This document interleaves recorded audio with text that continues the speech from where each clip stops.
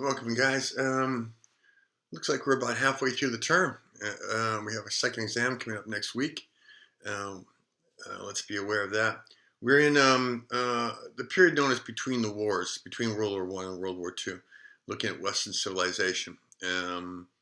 Let's start with Western Europe. We're going to be doing some general overviews of all of them and kind of lead us into World War II. But let's start with a general kind of context. All right?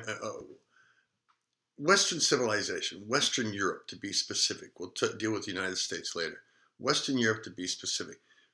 Before World War I, Western Europeans had convinced themselves that they had achieved humanity's greatest achievements.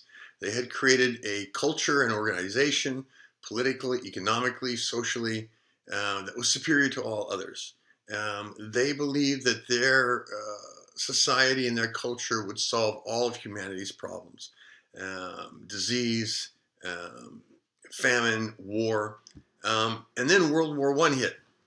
The most devastating war in human history up to that time period. Tens of millions of deaths, millions more refugees, homeless, devastation, economies destroyed, societies destroyed. 4 years of sheer destruction. And when the war ended, Western Europeans were in many ways in a social shock. How is this possible? We believed all these things to be true, that we were the best, we had achieved greatness, enlightenment, and yet we had created this devastating event, World War I. The result was, in many societies throughout Western Europe, that they began to question the old standards, the old beliefs, and they began to think, if those things aren't true, what is true? And the answer was, well, we don't know. The possibilities are open.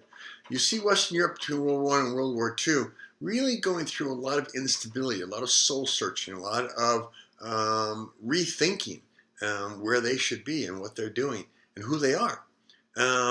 We can see it. Let's just do a general overview of different countries. We can start off in Italy. After World War I, Italy, like all the other countries, their economies were shot. They were trying to recover. But a man named Benito Mussolini came to power. Benito had been a socialist before World War I, but when World War ended, he gravitated more and more to the right, and will develop in 1922 when he comes to power, the first fascist state in Western Europe. Now, a lot of people use this word fascist, and they think they know what it means, and most don't.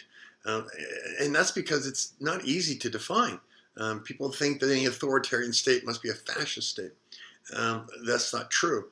A general definition of fascism, broad but nonetheless envelops most styles of fascism, is this. Fascism is essentially an alliance between business and government. Business and government who will run the economy. Fascism is first and foremost a system, a political system, organized to control the economy.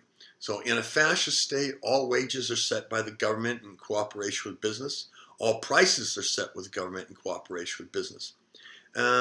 This alliance is based on a very strong military. Huge armies, huge militaries.